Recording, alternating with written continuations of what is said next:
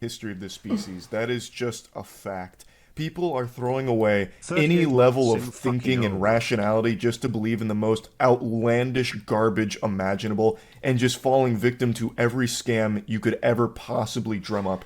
3 days ago, the stupid man's genius, Terrence Howard, went on Joe Rogan's podcast. I want to see what he says. Only piped up for 13 minutes out of this 3-hour Arkham Asylum debriefing. That's 13 minutes worth of speaking from Rogan here. The rest was Terrence Howard brainwashing idiots into thinking that he's some kind of enlightened genius. Rogan, he had a whole... And that was about maybe... Rogan, he had a whole section dedicated to how he can remember his birth. I was inside my mother's womb. And I was about maybe 6 months inside the womb. And I'm like, okay, don't forget I'm here. Okay. Don't forget. You go to sleep. You wake up again. Now something's moving in front of you. And you're like, oh, that's my friend. But I had a different name for it. I didn't know it was my hand. But I knew I had a title for it. Go back to sleep, all of those things. Then ultimately you get ready to come out. I remember all of that. You remember coming out? Remember being compressed. That is legitimately not possible. Well, no there were shit. some doctors that weighed in memories on and this because a shit lot of that people were age. like, this is incredible. He truly is like this super genius. He even remembers being in his mom's womb. You can't. You actually can't. You don't even start storing memories in your brain at those stages because it is still developing. So they're not fully developed. Thus, those parts that are responsible for memory storage and memory retrieval aren't there yet. You can't. Chad. And you certainly wouldn't be able to recall them.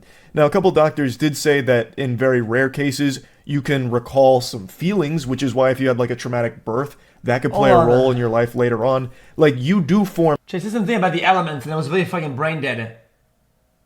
...memories as a baby, not that, but due to else. infantile... The world of science and math is wrong. You can read through the whole paper yourself if you'd like, and hopefully you'd come to the obvious conclusion that he has one of these in there. There is... On that.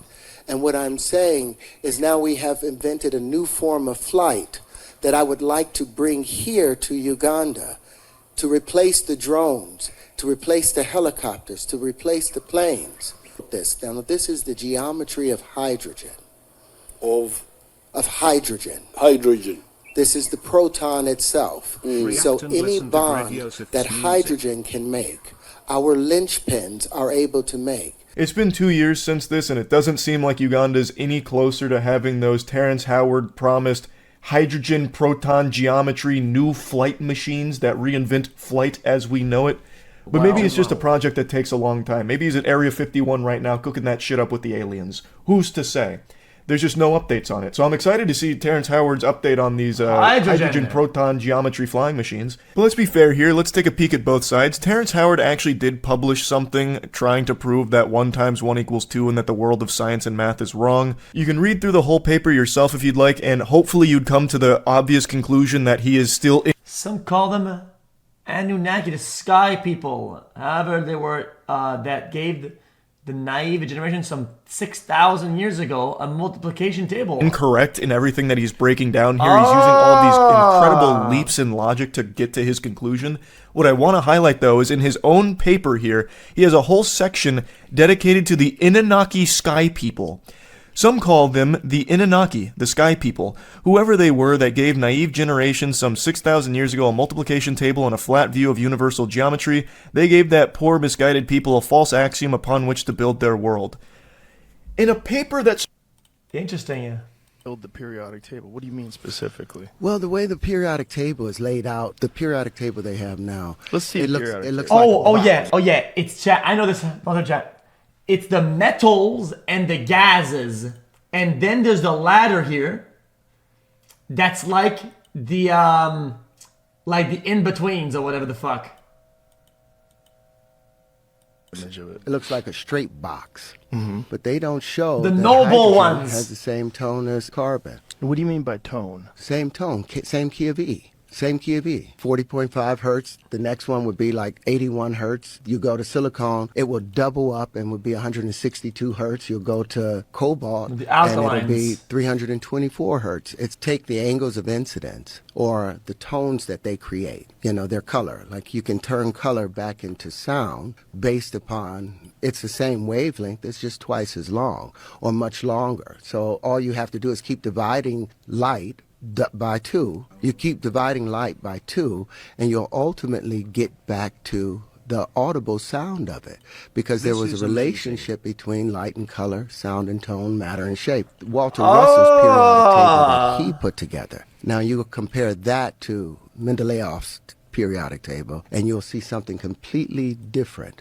It's unwinding. Whoa. And you see there's a relationship that hydrogen. So you had figured this out at a young age? I had already seen this. This was all inside of that palace. I had access to it, and I knew the relationship. You saw this in dreams? I saw it as a circle. Everything was a full circle laid out, and each area was just expanding, like wrapping a rag around your hand. The first wrap, it's so tight. This is how I saw it more so, but as a vortex, you'll see there's a relationship between hydrogen, carbon, silicon, cobalt, rhodium.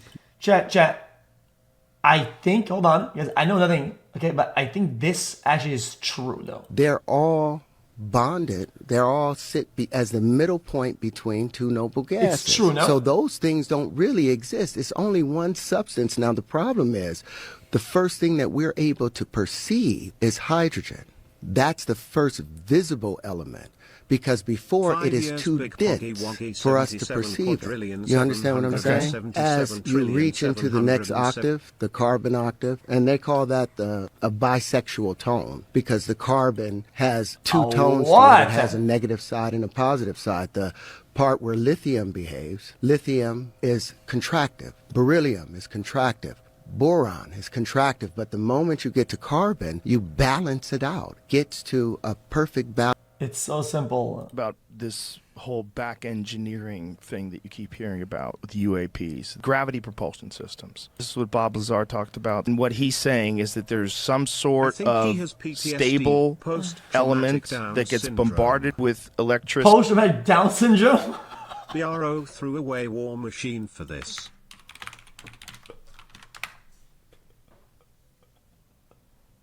I have a love-hate relationship with Tanya, and that's part of the reason that she's the way she is. She's got PTSD or whatever, post-traumatic Down syndrome. No, it's not. She ain't got Down syndrome. I'm tripping. She's got something where you get like scared Down syndrome. No, it's not. She ain't got Down syndrome. She's the way she is. She's got PTSD or whatever, post-traumatic Down syndrome. No, it's not. She ain't got Down syndrome. I'm tripping.